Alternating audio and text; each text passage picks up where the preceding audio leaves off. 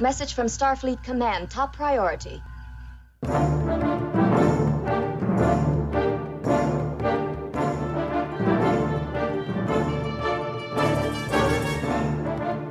You are listening to the TrekRanks podcast, a member of the Tricorder Transmissions Podcast Network. This is episode 128, featuring Abstract Silence. Welcome, Star Trek fans. It's going to be hard for me. I'm going to want to whisper this whole show. I think I'm going to be whispering. But we're probably going to do something with whispering later. So this is not about whispering. This is about silence. And I am Jim Moorhouse, and I'm the host of the TrekRanks podcast. And tonight we're diving back into our series of abstract topics. And this time it is abstract silence. This is our fourth abstract topic. And we've done previously abstract threes and then abstract H. And for episode 111, we did our abstract one.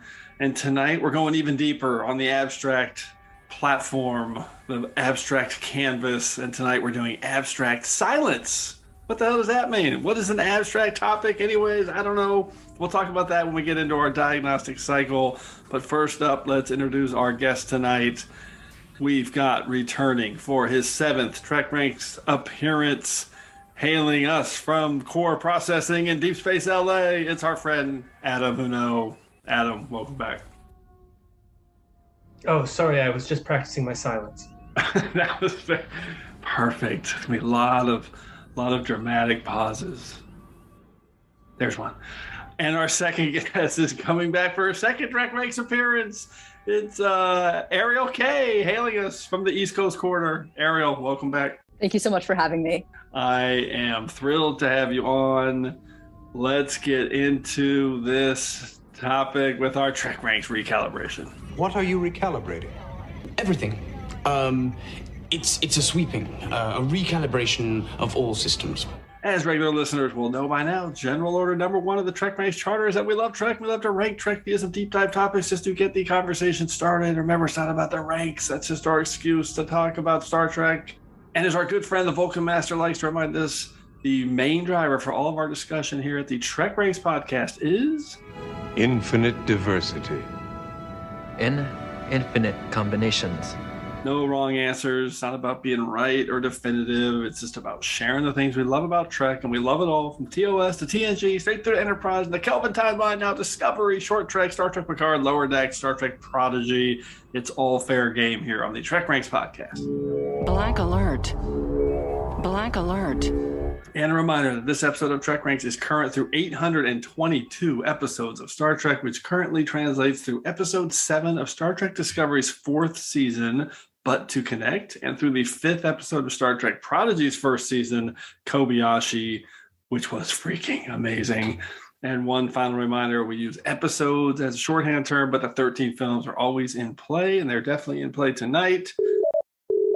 Have boosted power to the communications bandwidth. We appreciate that, Mr. Kim, and you can find TrekRanks on Subspace at TrekRanks.com. You can connect with me directly on Twitter at TrekRanks or at Enterprise Extra, and you can also call and leave us a message with your own picks at 609-512-LLAP. That's 609-512-5527. Okay, Adam and Arielle, why don't you let everybody know how they can get a hold of you on Subspace? Adam.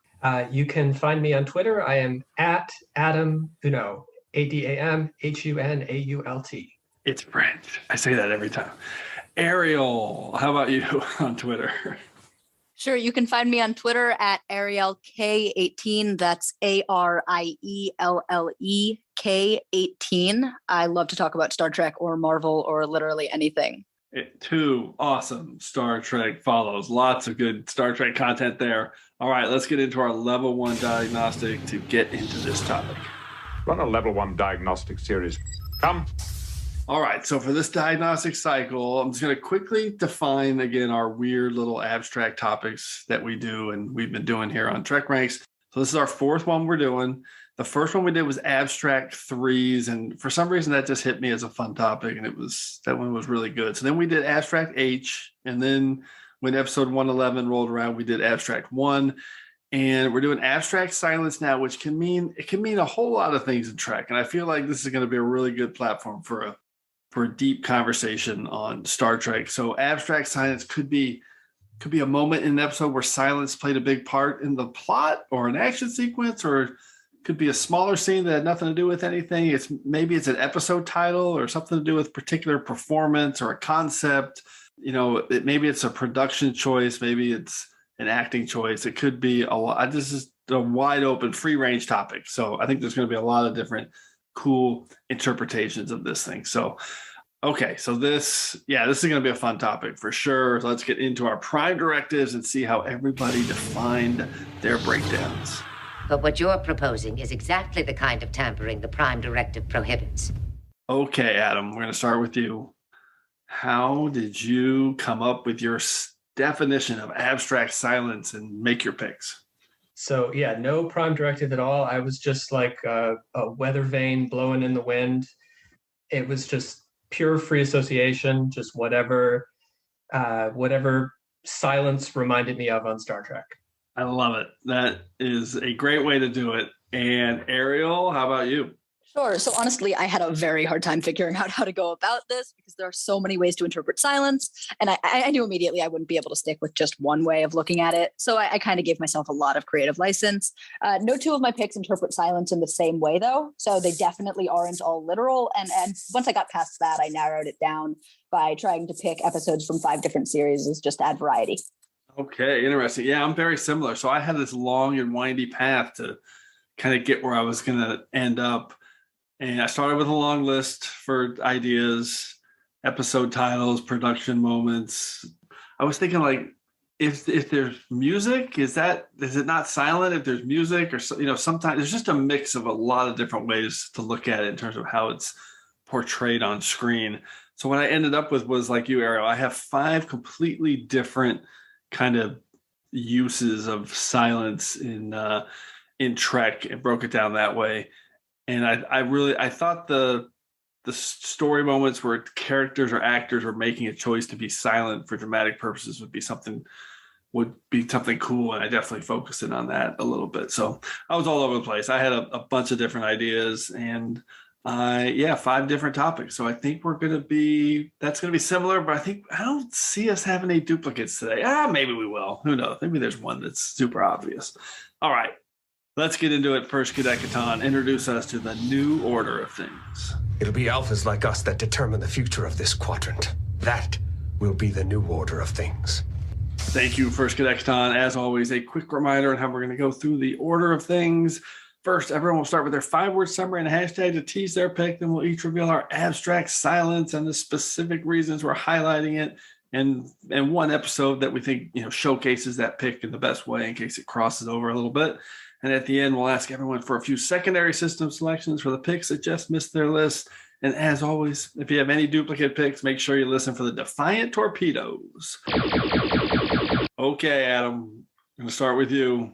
What is your number 5, round 5 abstract silence pick? Can't wait to hear this. Hit it.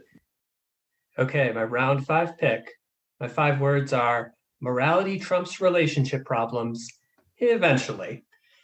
Hashtag in the doghouse. It's from Disco season 4, episode 7, But to Connect. And it's that moment where President Rillick has told Michael Burnham that she should speak up in favor of going to contact the creators of the DMA instead of just attacking. Yep. But Book gives a speech in favor of attacking. And for a moment, Michael doesn't say anything on her cue. And it looks like she's not going to. But then, of course, she steps up and she does. Oh, my God. I wasn't sure where you were going. And that is absolutely perfect because there is a long silence there. Because I've seen it. Yeah. I've already watched it 4 or 5 times, and every time I'm like, wait, does she chime in here? What's going on here? Oh, yeah. She doesn't say anything for a long time. Yep. On behalf of all who have been lost, please end this now.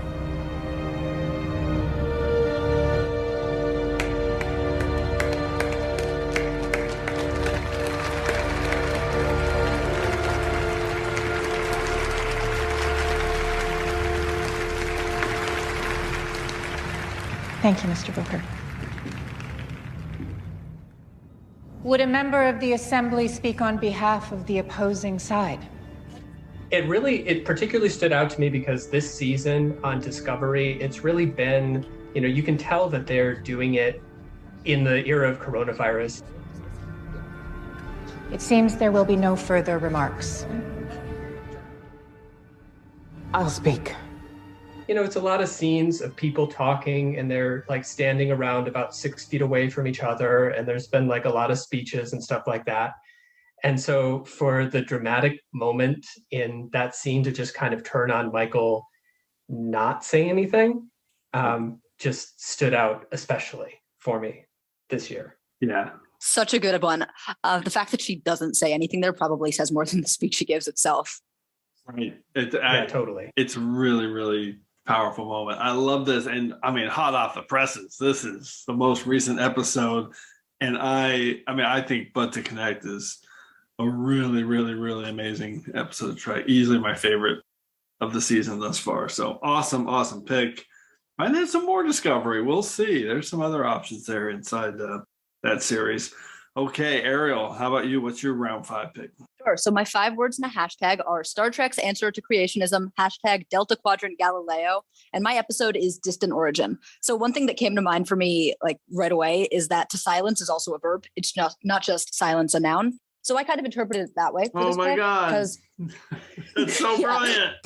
Yeah. So the boss scientist, he's right. He's correct in his distant origin theory, but he was completely silenced in order to protect himself and the Voyager crew because his society was just not ready to accept it. And that's terribly sad, but it's definitely poignant. And it's one way to think about silence. Oh my God. Absolutely. This is abstract silence. Brilliant pick. I mean, Distant Origin is so good. It's my number one anti-doctrine episode. I love it. And they're being silenced that's what doctrine wants to do. It wants to silence you. That's incredible. Adam, what's your take? Oh, totally agree. This is one that I thought of too, and it didn't end up on my list. But I thought about this episode, and I thought about a number of other episodes where people were like covering something up or just not speaking about something. Oh, right. So yeah, this is a great pick, and it's a great episode. Yeah, when I was looking at the ways I could interpret silence, one of the things that came to mind was societal silence, when everyone's silent on something. So this episode, and maybe also 30 Days from Voyager, as far as Voyager goes, were the two I was picking between. Mm-hmm. Yeah, I did not think of silencing in that way. So that, brilliant. I'm glad you guys both definitely steered into the abstract for sure. But it's also part of the definition. So to silence, that's really good. Brilliant. Okay, let's go to my round 5 pick. 5 words in a hashtag. Single nod resolves alien kidnapping. Hashtag silent communication. And this one is from TNG Season 3, Episode 18, Allegiance. And it's the final scene in Allegiance where the aliens have kidnapped Picard and he's back on the Enterprise. And they kidnapped him. They were going to study authority and leadership. And they're back on the ship with the aliens. And the aliens are they're trying to explain to them how bad this was that they did this, put them in captivity and held them. And they just do not understand it. But Picard, while he's lecturing them and talking to them, silently nods to Riker, who then silently nods to Worf, who silently nods to Data, and they're all kind of like connecting non-verbally. And they set a trap for the aliens so that at the right moment, Picard says, boom, they drop the force field. And he's like, see, this is what it feels like to be held in captivity. Because, as he says, with an alert crew, even our primitive vocal communications are unnecessary. With a single look, I was able to inform my crew, but I wanted to hold you here. So I love that silent nod, that silent communication that happens in this scene. And it's one of the first ones I thought of because I always just remembered that as an abstract silence. Adam, what's your take on Allegiance? This was the first thing I thought of when you mentioned it. Oh, right. Yeah. Also didn't end up on my list because I don't know if it was the last TrekRanks I was on, but I think I picked Allegiance on one of the episodes. Interesting. The TOS episodes that seem like, or the TNG episodes that seem like TOS. Oh yeah. So I picked this for episodes that feel like Twilight Zone. So I didn't want you to think I was lazy by picking it, so I didn't pick it. But I I definitely thought of it, and I was pretty confident that someone was going to choose it. Let me just tell you right off, if someone could come on TrekRanks and pick the same episode every week, and I would never think they're lazy because there's always something to talk about. Arielle, what's your take on Allegiance from TNG? Honestly, I'm embarrassed that I didn't come up with this. This is such an obvious and awesome pick. Wow. It is kind of a clear one. It's definitely the first thing I thought of when I was doing this. Okay, let's go to round 4. Adam, what do you got? Okay, my round 4 pick, 5 words. All that's left is Romulan. # never doubt that. This is Tasha Yar telling baby Sela to be quiet as she tries to escape. And then baby Sela doesn't do it. Oh, I love it. Oh that my is some God. abstract silence. So the episode is Next Gen, season 5, episode 1. And this is like, I just love this entire scene on Next Gen. I love any scene where like there's a lot of stuff happening in it that is not what's being said. And this is another reason that I picked it for silence, because I think there's just so much great subtext going on in the scene. Yes. Like Sela goes into the observation lounge and she's like so sure that she's in charge and that she's got this secret that Picard is just dying to know. And so she's got the power in the scene. And Picard just kind of like almost like nonchalantly is like, oh, maybe Tasha Yar was on the Enterprise C, and just completely destabilizes Sela's entire like position that she's coming in from. And she ends up launching into this like really kind of uncontrolled speech about how, her mother was killed because, she told Sela to be quiet as they were escaping when Sela was like just a very small child, and Sela wouldn't do it. So she betrayed her and she was executed. And, everything in her that was human died, and never doubt that she's 100% Romulan. And there's something about the speech that, obviously subtext is always open to interpretation, but I've always read that speech as meaning the opposite of what she's saying. Right. Cry for help. Yeah. Like I'm just picturing this, small child who doesn't understand what's at stake, like causing the death of her mother. And then, as like a coping mechanism, just going in, all in on being Romulan to sort of like, justify what she had done and the choice she had made, when she couldn't possibly have understood it. And I feel like there was so much with Commander Sela that they could have explored that they didn't. I mean, you've got this woman, she's 22 years old. She's a blonde half human in a xenophobic society who already has this very high rank of commander. And they've put her in charge of like 2 very big operations at almost the same time, the Klingon Civil War and invading Vulcan. And she fails both times. And I'm just, like so fascinated, like what happened to her, like what was going on in her mind that we never got to find out. What a great analysis. Redemption is my all-time favorite TNG episode. It is so good. There's so many layers, and that is a great breakdown of that scene. And what so abstract. Arielle, what's your take? This is great. I love Sela. I love Redemption. But I think there are a lot of times where Sela, or any of the Romulans, honestly, you say more by what they don't say. So I think there are lots of angles you could have taken, and I love this one. Yeah, it's a really good point. There's the Romulans kind of define abstract silence in every direction of how they operate. For sure. Yeah, that's really good, Adam. This pick is. I never really thought about her, that the dichotomy of her changing from the position of power to that kind of rambling, just kind of throwing everything out there at the end. So obviously they had bigger fish to fry in Unification, but I always thought there was something they could have done in Unification, because there's a great scene in Unification where Spock is talking about sort of like how he's found the balance of being half Vulcan and half human, and you've got Sela there who's half Romulan and half human, and I just feel like it's a missed opportunity. Good point.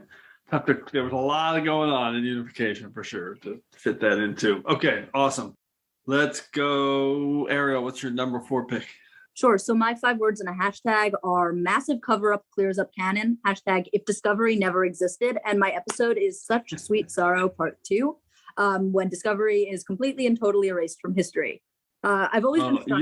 You are loving this silent thing. I love it. This is so good. I really thought about Such Sweet Sorrow as a pick, but not for this. Incredible. Yeah, so I've always been struck by like the sheer number of people who had to maintain absolute silence about the Discovery and its crew, because the fact that the Discovery was successfully classified is probably one of the most incredible mass scale silences in all of Star Trek history. And that's incredible that it just never came out. We really never heard about it. Yeah, especially related to the spore drive. So I always thought of it in terms of like people knew about the ship and that it was out there, but that it was the mission and the spore drive. Really, but that whole scene at the end where they're basically, I mean, actually there's two layers of silence because the crew is being silent about what actually happened, not telling the Starfleet command. Yeah, that's what I was going for, like the crew of the Enterprise. Oh yeah. You mean in terms of the secret of Discovery jumping forward and not the secret of Discovery being classified? Wait, which is your pick? Because they're I guess you could consider it a double pick there. Yeah, that's awesome. Okay, sorry, there's so much there in terms of silencing on both levels. Adam, what's your take on this angle? Yeah, I didn't really think of cover-ups in terms of this topic, but this is a good one. All officers remaining with knowledge of these events must be ordered never to speak of Discovery, its spore drive, or her crew again, under penalty of treason. Thank you, Mr. Spock. We'll take it under advisement. Personal log. Stardate 1201.7. It has been difficult, but we've managed not to reveal the truth of Discovery's fate to Starfleet. To have done so was to risk rendering your sacrifice meaningless. If we learned anything, we learned we're not yet ready to learn everything. Mother and father are diplomatically immune from interrogation, and they fully understand our silence is meant to keep you safe. You've sworn never to speak your name in the presence of others. A little while ago, I was just thinking about like who knows and who knows what. And it occurred to me that Picard knows that they're in the future because he mind melded with Sarek, and Sarek knows. So there's still a small potential for crossover between Star Trek Picard and Discovery. Yeah, I love all those. I mean, you can actually start going pretty deep with connecting people's mind melds and knowledge levels throughout Trek. Okay, fantastic pick. Super, super cool. All right, another super abstract. Mine are less this one is very not abstract. This is as not abstract as it gets. My number 4 pick, 5 words and a hashtag. A stalactite snaps the silence, hashtag dramatic silence. And this one is What Are Little Girls Made Of from TOS Season 1, Episode 9. I just picked this episode a couple weeks ago for our characters at Fooled Ya. And I'm picking it again because it has one of my favorite scenes where silence is just a huge part of it. It's the scene in the cave when Kirk's trying to get away from Ruck and he's hiding on the edge of the bottomless pit and he's just trying to be as quiet and silent as possible. And again, I kind of go back to this episode, I think of myself as a 10-year-old watching it, and you just can't breathe when you're watching this for the first time as a 10-year-old. Like, it's super well staged and scary. This big guy's chasing him. He's hiding, and you just don't want to make a single noise to give away Kirk's hiding spot. And the drama in the scene builds to, just this amazing snap of the silence when Kirk pulls down the stalactite from the roof of the cave, and it snaps and echoes, and you can hear feet shuffling and throughout the tunnels. It's just really, really cool. And then of course Ruck is impersonating Christine Chapel. Captain Kirk, where are you?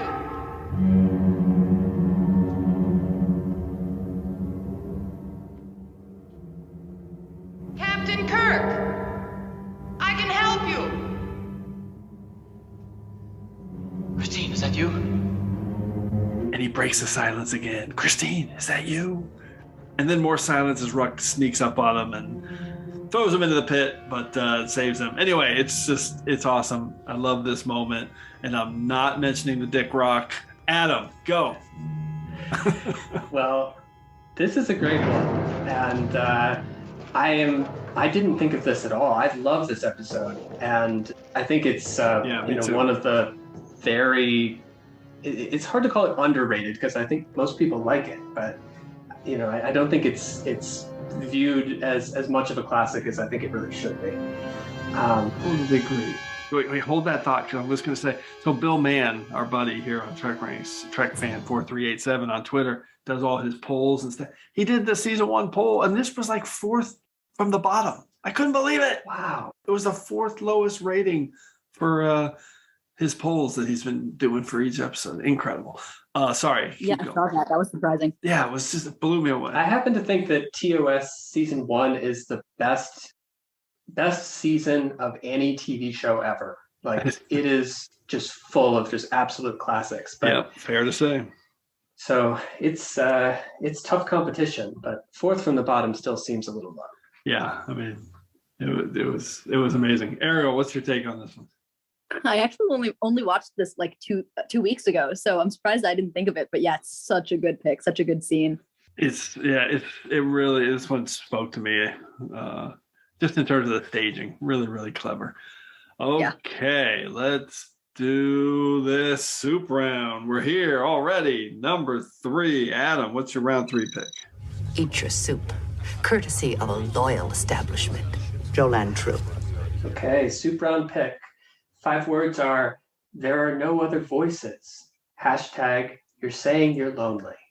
It is the silence that is left in your mind after you are disconnected from the Borg and you can't hear the other voices. Oh my God, so good.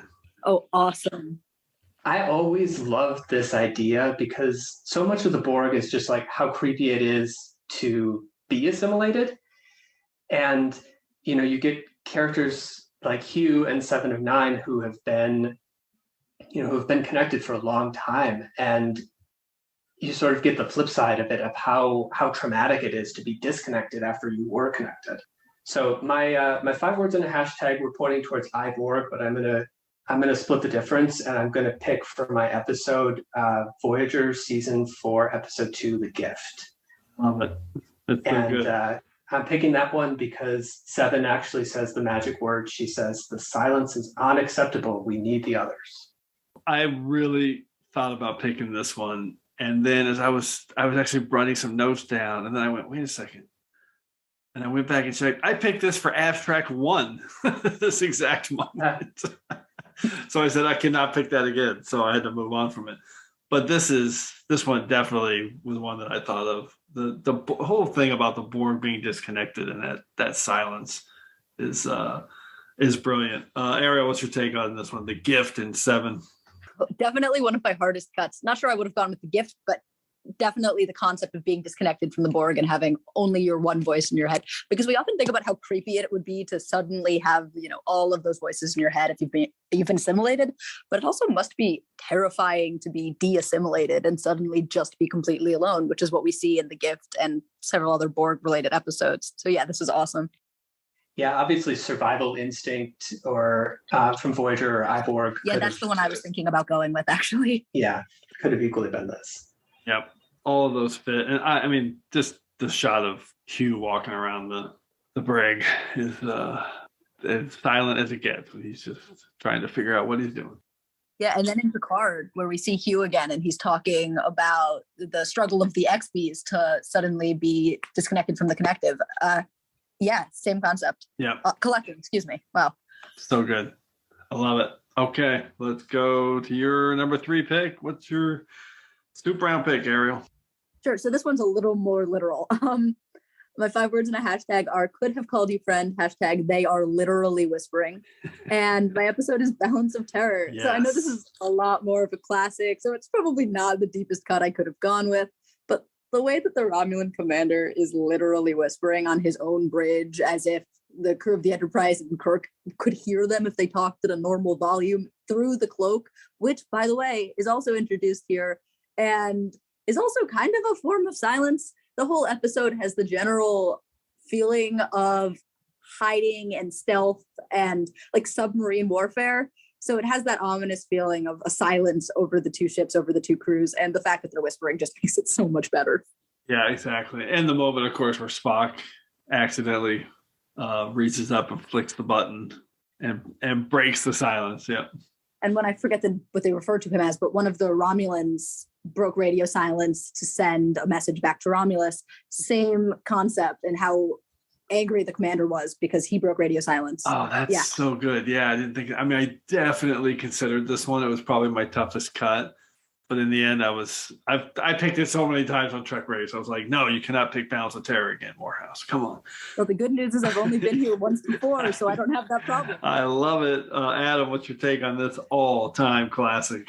Yeah, this is this is, as you say, all-time classic episode. In the poll that you just mentioned where What Are Little Girls Made Of was the fourth from the bottom. I think Balance of Terror was voted the best episode of season one, like beating out City on the Edge of Forever. Must be talking about different polls, because I saw one where it was rated like number 7 and I was horrified. So I guess we're talking about different things after all. Well, who knows? But Bill has so many polls. It's probably both of them. Yeah, that's very possible too.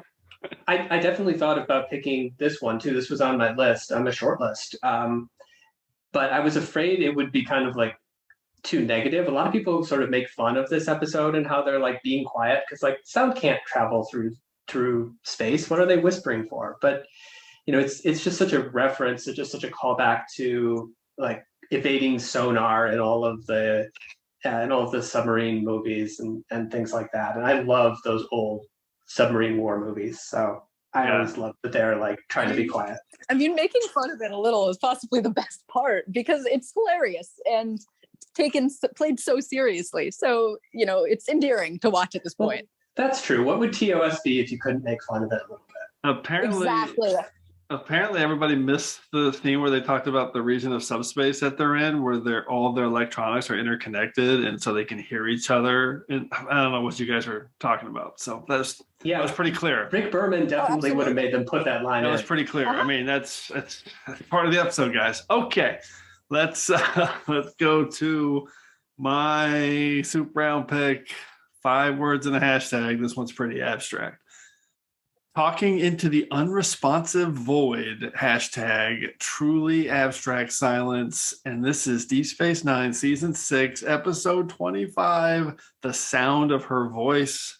And this episode, it's generally a quiet episode. It's a bunch of characters talking to each other, not a lot of action. It's a fantastic episode. And it popped into my head as an option because I just started thinking about poor old Captain Lisa Cusack, who's obviously like full of life and plucky, positive spirit. And I kept thinking about that first day when she's down there all alone on the planet and she's talking in her communications relay into complete silence, just hoping for a response. Probably, I don't know how long she's doing it, but for hours, if not days. And then, of course, the joy that she finally gets when she connects with the Defiant. So my pick was it was only seen in the episode a little bit in the background as they first hear her distress signal and communication, and you can kind of hear her talking in the background as O'Brien's trying to get connected and respond to her. But for her, it was just talking into silence for a long, long time and just hoping that silence would break and she would get a response. So just a super, super classic episode. Adam, what's your thought on this one? Yeah, this is a great episode. I love this episode. I was trying to find a way to pick it, and I couldn't quite figure out how to do it, but I'm glad that you did.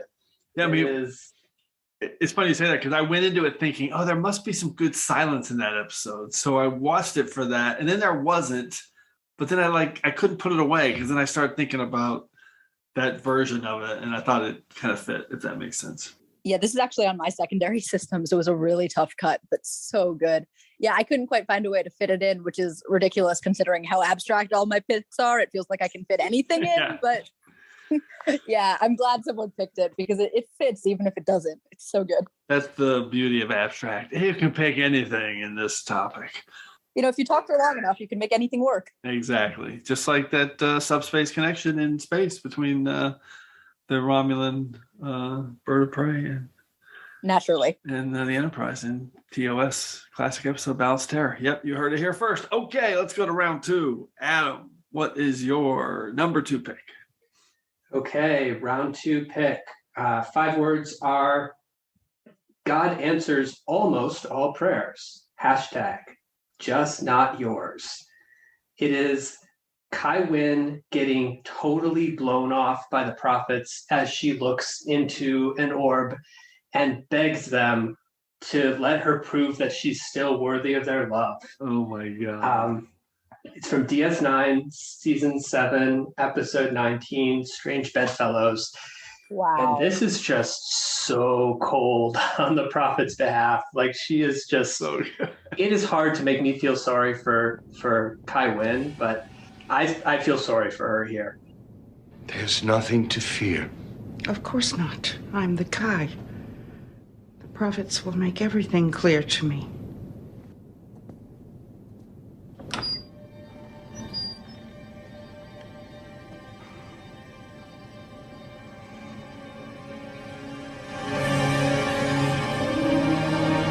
Something's wrong.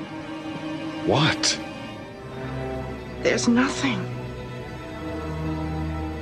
The prophets show me nothing. They won't speak to me. They have forsaken me. There's a number of things on DS9, this being one of them, that make me really wonder if the prophets are as good as everyone's always saying they are.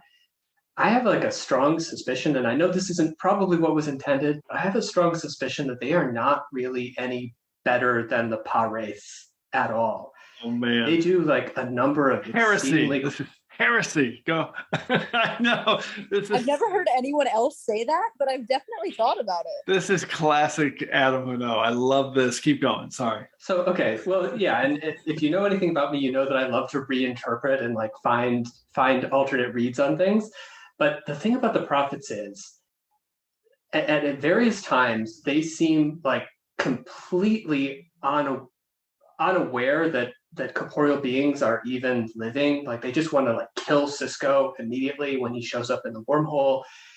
And then there's just a number of things they do. I mean, so Sisko is their guy and Sisko is our guy, so we're supposed to like them. But for one thing, you know, they completely take over his mother's body the same way that the Pa-wraiths took over Cassidy Gates. And they forced her to have a child, which is Sisko, against her will, so that when she's freed, she just runs away and ends up getting killed. Did you mean Keiko when you said that?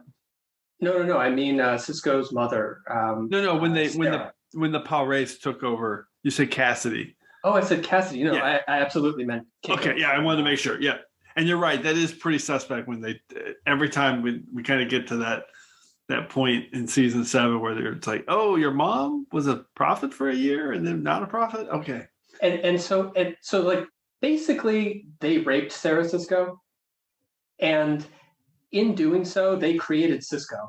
We know from The Visitor that if Sisko hadn't existed, the Klingons would have probably ended up taking over Deep Space Nine. They would have kept a Dominion in the Gamma Quadrant. There would have been no Dominion war. So the prophets basically caused the Dominion War. And all of those people who died, they're directly responsible for it. And they can see the future and see the future consequences of their actions. So apparently they just didn't care. This is an amazingly dark reinterpretation. Wow. Which we'll tackle on another episode of TrekRanks. But that, I mean, wow, that is, I mean, they're just like with the mind melds and all the interconnectedness, you can go down the rabbit hole. Well, isn't that why we love Star Trek so much? There's just so much to talk about. You could watch it an infinite number of times and come out with something new every time. So now I'm going to go rewatch those episodes with the prophets and the Pa-wraiths and think about them differently. So thank you. It's exactly why we do it. Wait, what episode did you pick? Did you say? I picked DS9, season 7, episode 19, Strange Bedfellows. Okay. Oh, wait, is that the one where they didn't talk to her? Yeah. Yeah, because at that point she was so far gone. They were like, that was her last straw. She was just like her last plea for connection with him. Yep. Yeah, it's it happens in the episode. It's after Ducat has kind of like started to try to seduce her to the Pah-wraith cause. Yeah, and then after begging, she goes to Kira and she's asking Kira what she can do, and Kira's like, "Well, obviously you have to step down as Kai." right. And she's just like, "What? Step down as Kai?" It's that great moment where they fool you. That you think, "Oh, maybe she is coming around," and then just hit. Of course, she's not going to step down. Yeah, she breaks bad at that exact moment. So good. I will say, in defense of your reinterpretation of the Pah-wraiths, these guys, they don't even know what linear time is, man. Okay, it's tough. So maybe they really don't know what's happening out there too well. So okay. I mean, sorry, your reinterpretation of the prophets, not the Pah-wraiths. We're all intermixing. Okay. Anyway, great pick, Adam. I love it. Super abstract. Arielle, what's your number 2 pick? So this is my one very literal pick, so you'll appreciate it. And my 5 words in a hashtag are, wait, he is bluffing, right? Hashtag Cisco becomes the villain, and this is for the uniform. Oh my God. Yeah, there's an incredible dramatic silence in this episode right after Cisco explains what he's going to do, poisoning the planet with trilithium resin. And everyone on the bridge of the Defiant looks at him like he's nuts, as they should, I guess, and pauses for a second, and he has to say, what are you doing, people? Like, carry out your orders. And even Worf hesitates for a second, and you can feel the tension on the bridge in that moment. This is probably, I'm happy that this is my one truly literal pick because it's so good. I would have picked this if I'd thought of it. It's such a good, long, silent pause. He is not bluffing. One of my favorites. Adam, what is your take in 1 minute or less on Cisco firing those torpedoes? Yeah. I think there was a logic to what he did. The Cardassians could live on the planet even if the Maquis couldn't. So I feel like it wasn't, completely indefensible. And then, he's dealing with Eddington, who's just a raging narcissist, who's cast himself as a hero. And he's playing the role of the villain to the hilt. I think he's handling it perfectly. Okay, I did not expect that. I love it. I can never predict where you're going, Adam. Fantastic. I like to keep you guessing. Okay. All right. This is awesome. Let's close out round 2 with my 5 words and this pick is this is all about production. This is a production design pick. 5 words and a hashtag. 2 moments set it apart. Hashtag silence in sound design. And it is Star Trek 2009, the J.J. Abrams film. It's just spectacular. So the first bit is, there's 2 parts here. The second is the one I'm really picking. But the opening scene, the amazing shot of the Kelvin and the Narada taking it out, and you just know this is going to be a different kind of Star Trek when the Kelvin's getting blown up, and there's a shot from inside the ship with the explosion, and 2 crewmen get blown out into space, and the camera kind of follows them out, and then everything drops off. The sound, the music, just eerie silence of space. Weapons offline, main power 38%. They're firing another. Forward power to forward shield.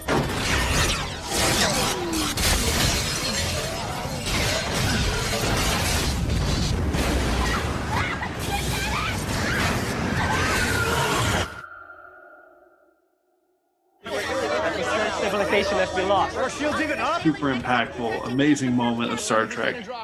But the main reason I'm picking this is the orbital space jump, the skydive scene over Vulcan, where they're trying to jump to the Narada, to the drill platform that the Narada has dropped. And I just love how this scene starts. All the dramatic music swelling, they drop out of the shuttle, and the dive starts, just complete silence. Gentlemen, we're approaching the drop zone. We have 1 shot to land on that platform. We may have defenses, so pull your chute as late as possible. 3, 2, 1. Remember, the Enterprise won't be able to beam you back until you turn off that drill. Good luck. And the visuals kind of trying to zero in on three Sulu, Kirk, and Olsen falling toward the planet, Vulcan in the distance, just the silence. You can barely hear the breathing, the pinging from the Enterprise. Away team is entering the atmosphere, sir. 20,000 meters.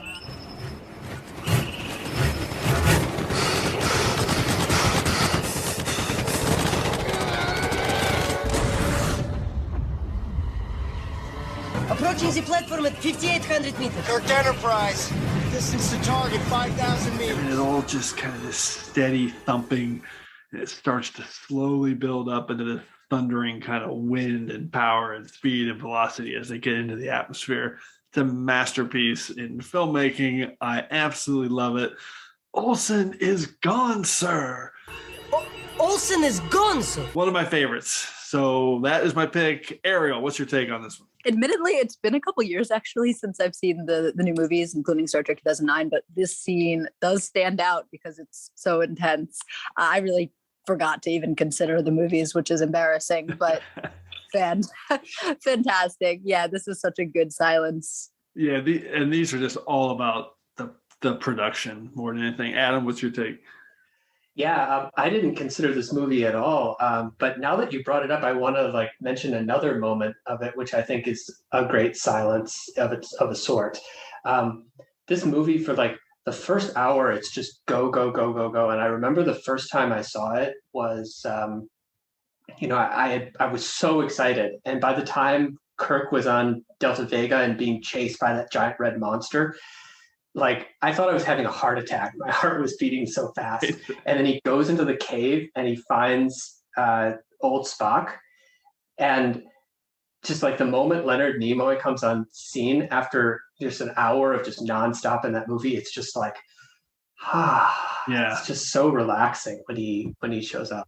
That it does just change the pace suddenly. That is good. Incredible movie, no doubt. Those two scenes really stood out for me. So definitely ones that I thought of early on. Okay, here we go. Round one for abstract silence. Adam, what's your number one pick? Begin round one. Okay, number one pick. My 5 words are, yes, thank you, Mr. Data. Hashtag STFU. It is people constantly telling Data to shut up. So this obviously happens in many episodes. Yep. He's always giving a big long answer to the question, and not now, Data. When it's polite, it's thank you, Mr. Data. But when it's not polite, it's enough, Data. Constantly being told. So I had to pick one episode. So I picked my very favorite one, which is from the Icarus Factor, Next Gen Season 2, Episode 14. And it's the one where Worf says, with all due respect, be gone. That's right, sir. Oh, awesome. It is so good. So many good ones. Arielle, what do you got for this one? As far as characters getting told to shut up goes, I really wasn't expecting someone to pick Data. Yeah, exactly. But for the sake of Will Wheaton, hopefully nobody picked up on Wesley. So this is an awesome pick. Yes. Totally fantastic. Yeah, So my fiance said the same thing about Wesley when I was telling her what my list was, and I don't think Wesley gets told to shut up that often. I think it just gets that clip just gets played over and over on the internet. Yeah, poor guy. That one definitely is just way more amplified. So as far as meme culture goes, you'll definitely hear about Wesley, but this is definitely the more brilliant pick of the two. I love this pick, and it's much better than dunking on Wesley some more. So this is brilliant. So I'm going to give you my favorite one because I've been thinking about this. I was going to tweet it, but maybe I'm just going to put it on TrekRanks instead. If you're watching Prodigy, there's been a couple of fart jokes on Prodigy, right? Because it's for kids, and you got Murph walking around. The first fart joke in Star Trek was Data, and it was one of these moments, Adam. It was in We'll Always Have Paris, and they're talking about the Mannheim Effect, and someone describes it as a hiccup, and Data says, no, and goes into kind of the reasons why. He says, if you were going to continue that analogy and associate it to a body function, it would be, and Picard says, enough, Mr. Data. Awesome. So funny. It's so funny. So I always think about that when people are complaining about any kind of fart joke or crassness in some of the new Trek. I'm like, it was right there in the first season of TNG, people, and it was brilliant. This has always been Star Trek, and I'm so glad that it continues. Exactly. What has Star Trek become? I love it. Okay, Arielle, how about you? What's your number one pick? All right, so I'm going to preface this. I went back and forth on picking it, and then I decided to go with it because we know how much we love breaking rules on TrekRanks. Yes. So my number one pick, 5 words and a hashtag, are "These are not the voyages." Hashtag we were robbed, and my number one pick is seasons 5, 6, and 7 of Enterprise. Now I'm just gonna cry. I'm so sorry. Nice. But there was so much more that needed to be said that didn't get said. And it is such an obtrusive silence. So I went for an out-of-universe real-life pick for my number one. And I'm sorry to break any hearts, but this is probably the worst and the best silence in Star Trek history. At least it's my number one because it's the one that hits the hardest. I mean, it's the worst. I got chills just thinking about it because, man, I am so sorry that I brought this up on TrekRanks. No, this is fantastic. Once I'm over the initial shock, just think about how incredible that season 5 would have been if they added Shran to the. Yeah, they were talking about Shran, and I hear there was talk about the Romulan War, and T'Pol being half Romulan. It was going to be incredible, and it is heartbreaking that we never got to see it. And it stands out in my heart as my number one pick, not because it's good, because I'm forever angry about it. I love it, and especially when you think about the level of storytelling they were doing in season 4. Season 4 was fantastic, and they were going to keep it up. Fantastic. Adam, what's your take on no season 5, 6, or 7? That is some silence. Yeah, I mean, we're always going to wonder, right? In our imaginations, they're going to probably be the best 3 years of Star Trek that ever were not made. Yep. Absolutely. So maybe it is my number one pick because maybe those seasons really are the best seasons out there. Well said. Yeah. And an excellent 5 words. These are not the voyages. Thought you would like that. Yeah, excellent. Okay, let's go to my round one pick. And I'm so glad this one came to me late, and I'm so glad it did. It immediately moved into my number one spot. 5 words and a hashtag. Picard's stone-faced stare down destroys. Hashtag acting in silence.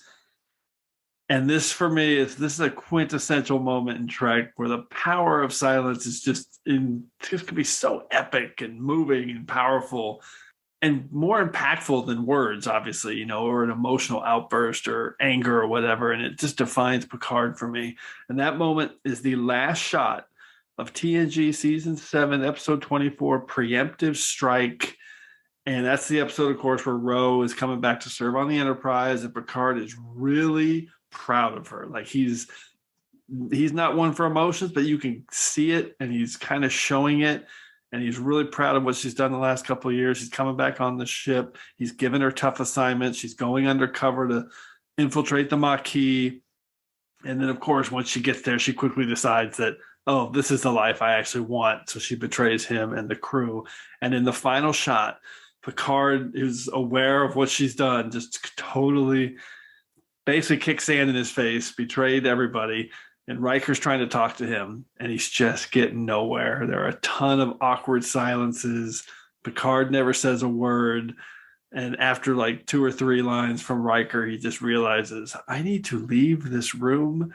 Picard is not having it. He steps out of the room. The camera spins around from the back of Picard onto the front of his face, and he is just stone-faced in silence. He's seething for just a bunch of different reasons. He's hurt. He's pissed. It's just so powerful. She seemed very sure that she was doing the right thing. I think her only regret was that she let you down. Here's my report.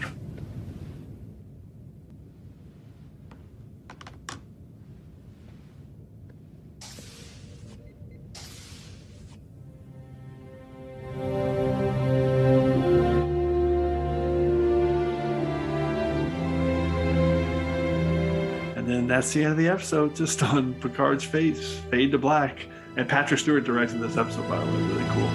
Arielle, what's your take on Preemptive Strike? Oh, this is such a good pick. Oh my God, I can't believe I didn't even consider this at all. I thought of it yesterday, so I mean, just like it. Yeah, okay, that makes me feel a little better.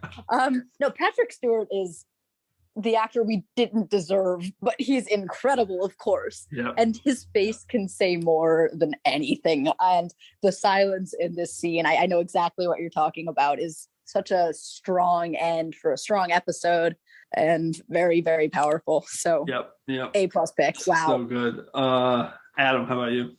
Yeah, I didn't think of this at all either. I think it's so interesting that in season 7, throughout TNG, we've seen Picard really like mentoring two people, Wesley Crusher and Ro Laren. And in season 7, they just have him lose both of them. Like they're both out of Starfleet and on a different path by the time it ends. Yeah. And as for the final denouement for Ro, you might have been able to tell from my opinion on Eddington that I'm kind of anti-Maquis, so I have some pretty mixed feelings about where they went with her character. Yeah, I mean it was powerful choice. I mean, she betrayed everybody. I would have loved. I want to see her again. Maybe we still will. Who knows? Could still happen in some of our new. They did. They actually did a reconciliation between them in the DS9 relaunch novels. If you've ever had a chance to read those, them. the ones. Ooh, really? Yeah, I never read those. They had a reconciliation. Interesting. Yeah, I never read those post DS9 novels. In those novels, Bajor has given an amnesty to the Maquis. So Ro Laren is a Bajoran officer, and she takes over from Odo in station security. Got it. Okay. Wow. And then Bajor joins the Federation in the novels, so she's getting folded back into Starfleet. The position they wanted her in at some level before Deep Space Nine started. Interesting. That is true. And of course. Wow. So I have to immediately go read these novels. Yeah, I've heard mostly good things about those novels, but now I don't think I can ever read them because of that season 8 Deep Space Nine story break from Ira Stephen Bear and everything. Which is. Well, I'm going to try to compartmentalize the two things. Right. Because that is now canon for me. Okay. It has. Well, the novels are now officially never happened. Oh, that's right, because of the whole new Dakota thing. Yeah, cool. Okay. Anyway, awesome. This topic was so good.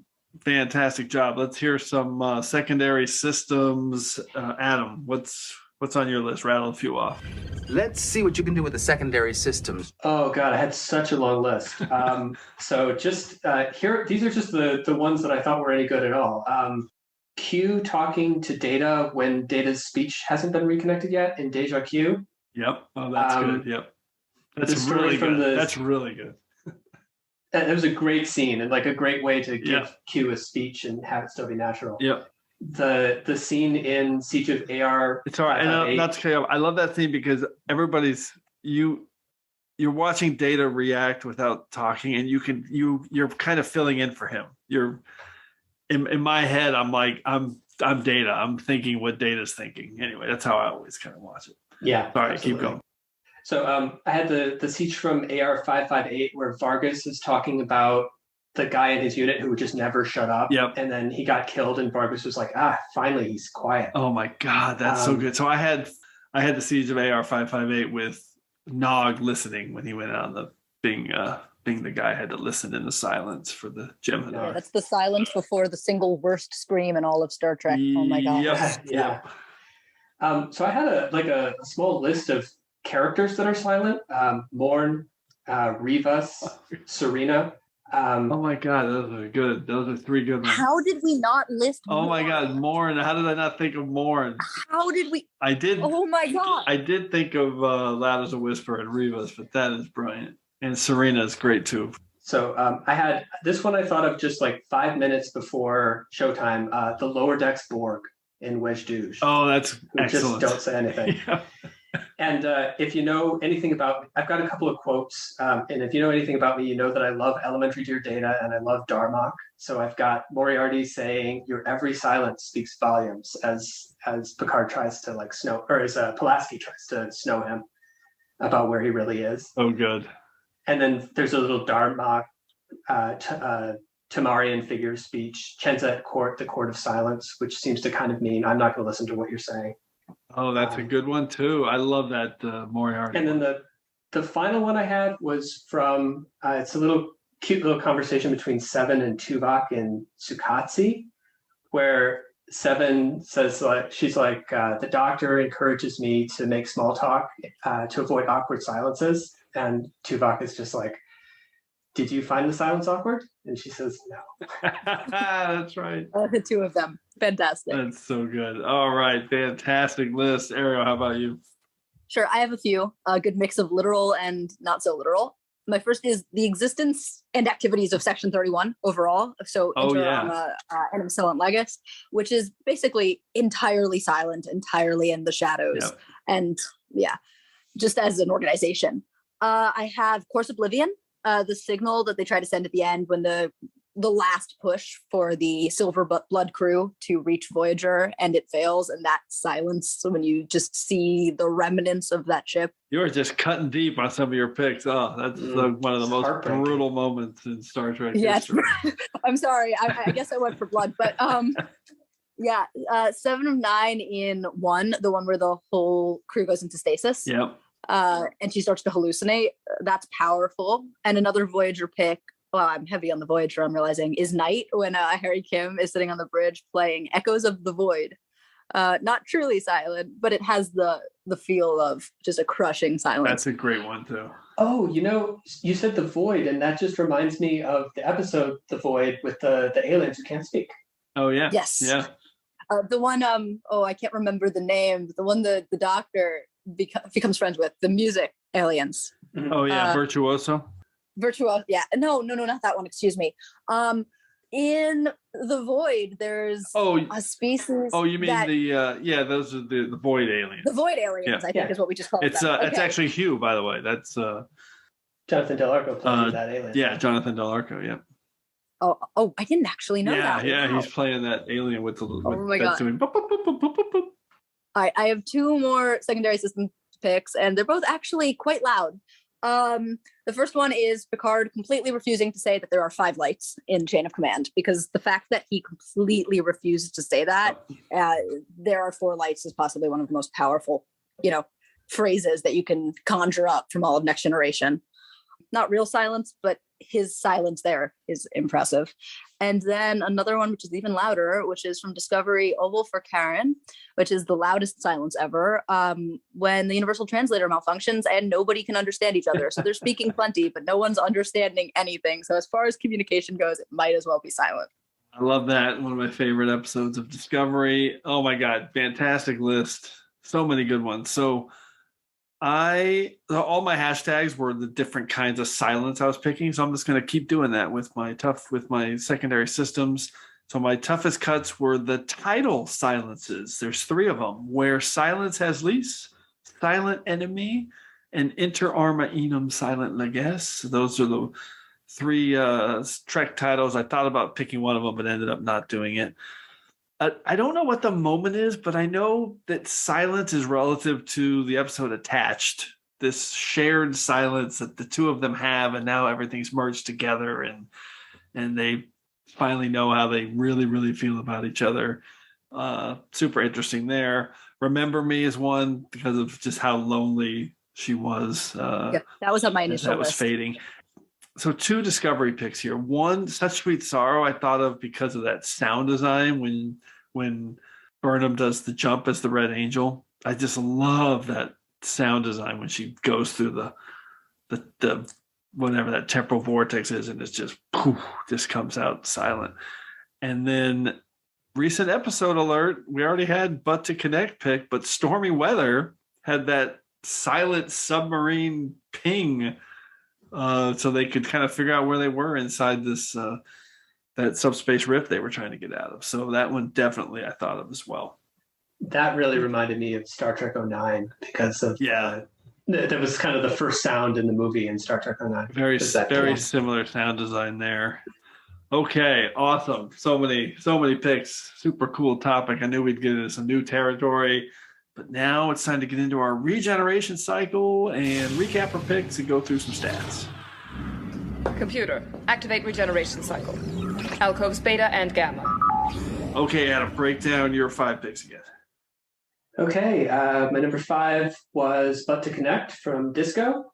4 was Redemption 2 from TNG, Sela telling Tasha to be quiet. Number 3 was The Gift from Voyager, the silence of being disconnected from the Borg and not hearing the voices. Number 2 was Strange Bedfellows from DS9, the prophets ghosting Kai Wynn. And number 1 was people telling Data to shut up from the Icarus Factor on Next Gen and others. A fantastic list. I love it. You had 2 from TNG, 1 from Deep Space Nine, Voyager, and a Discovery pick. Arielle, how about you? Break down your 5. Sure. So my number 5 pick was Distant Origin from Voyager as a societal level silence. Number 4 was Discovery's erasure from history, largely from Such Sweet Sorrow Part 2. My number 3 pick was Balance of Terror, which is a pretty much literal silence. My number 2 was For the Uniform. And my number 1 was seasons 5, 6, and 7 of Enterprise.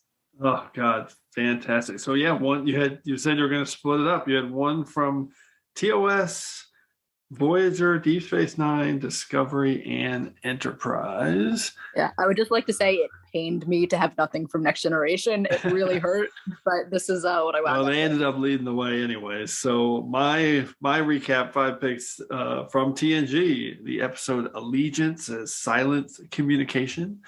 Number 4 from TOS, What Are Little Girls Made Of? A Dramatic Silence. Number 3, The Sound of Her Voice from Deep Space Nine, a truly abstract silence. Number 2, Star Trek 2009, and that is the sound design silence. And my number 1 pick was Preemptive Strike from TNG and just that acting silence. And so I had 2 from TNG and 1 each from the Kelvin timeline, Deep Space Nine, and TOS. And 1 error I need to correct. I said that I picked The Gift. It was actually Chris Shelf Nerd's chaplain on Abstract One that picked The Gift. And for some reason, I thought it was me when I looked it up. And I was just sitting there looking at my notes and went, wait, I didn't pick that. It was Chris. Anyway, so I made that mistake twice. Once when I was researching it and once when I told you guys about it. So I could have picked it.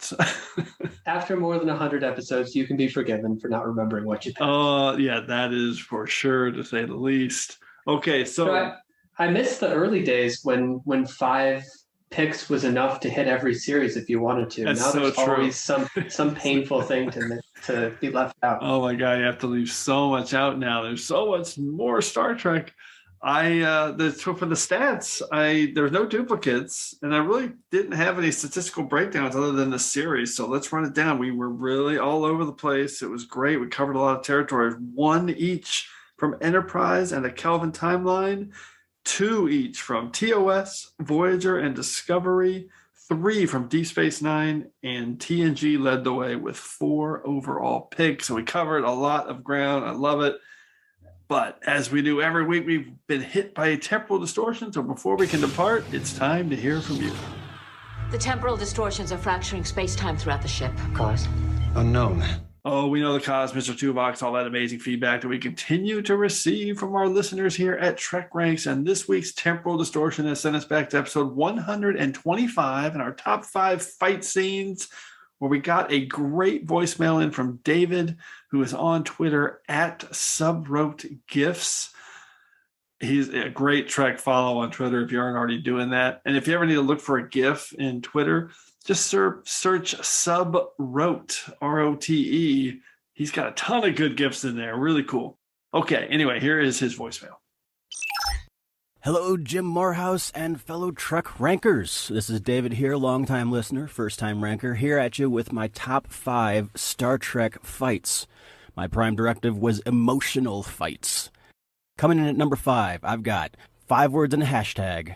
Reed hates the new hunk, hashtag as you were. This is Enterprise Season 3, Episode 15, Harbinger, where Reed and Hayes just bare-knuckle box each other across the entire ship. It's well choreographed, it is brutal, it is full on. It is the most drag-out fight, knockdown, drag-out fight in all of Star Trek. I love it. Coming in number 4, we got Fighting on the Factory Floor, hashtag You're Not a Nice Lady. It's Prodigy, Season 1, Episode 3, Starstruck, where we get the fight on the factory floor with Rocktalk finally losing her crap with Gwen. And you're not a nice lady. Down to number 3, kind of soup, we got Slap the Spores Out of Him, hashtag The Dog-Faced Boy. And this is TOS, Season 1, Episode 25, This Side of Paradise, when Kirk gets Spock to kick the crap out of him in the transporter room. It's such a hilariously one-sided fight. It's like Kirk trying to punch the Gorn again. It's just nothing happening, and then just Spock just throwing him across the room. Down to number 2, we got I Cannot Defeat Him, hashtag Warrior's Heart.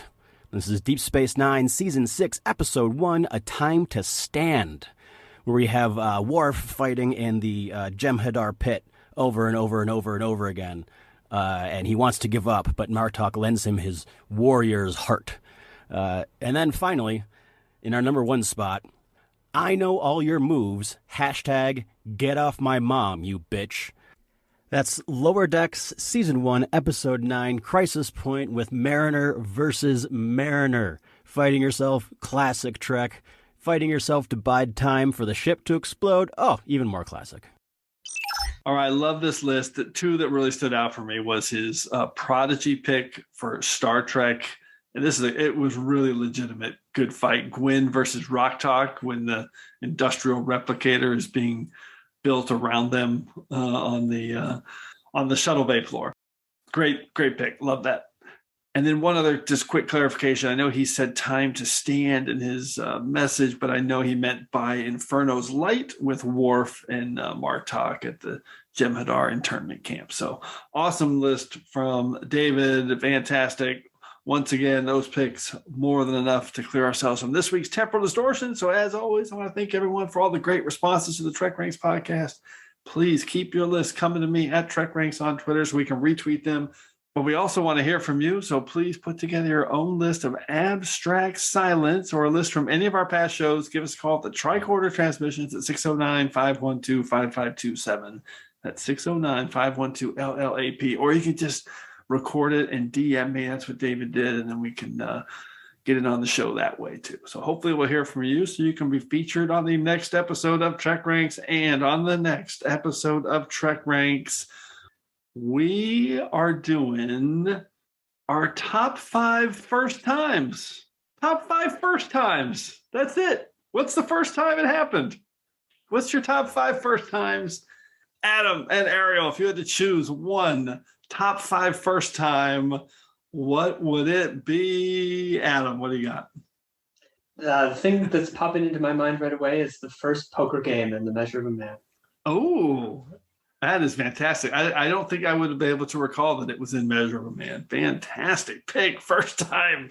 So good. Arielle, tough one. Well, you're not going to believe this, but the first thing that came to my mind was the first time Picard joins the poker game and All Good Things. So. Oh, that's so good. All right. We're doing top 5 first times next time. It's fun to say that. I highly recommend it. Top 5 first times.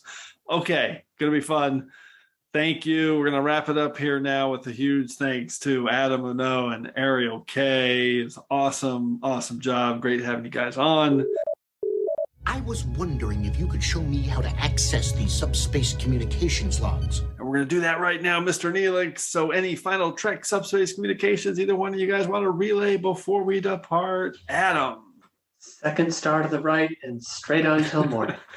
I love it. As good as it gets. Arielle, appreciate you coming back on, and awesome list.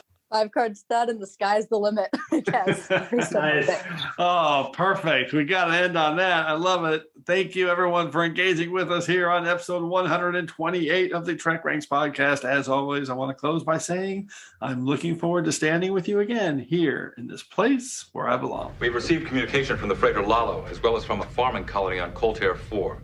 Both describe the same time distortion. The captain of the Lalo described it as a hiccup. Hiccup? Actually, sir, that may be an incorrect analogy. How so, Data? A hiccup is a spasmodic inhalation with closure of the glottis accompanied by a peculiar sound. If we were to continue this analogy to a body function, what occurred would be best represented by Enough, Data.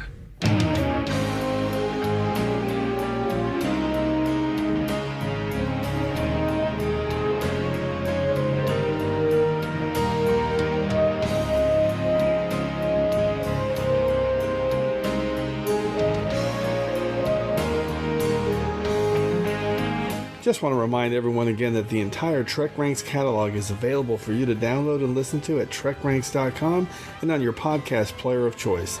Our episodes never get carbon dated, so check out the topics you've missed and maybe just want to listen to again over at TrekRanks.com. And a reminder to check out our friends 5-Year Mission at 5yearmission.net. They're writing a song for every episode of Star Trek, and you won't believe how great their music is. They also have a podcast at the Trek Geeks Network, so seek them out. You won't regret it.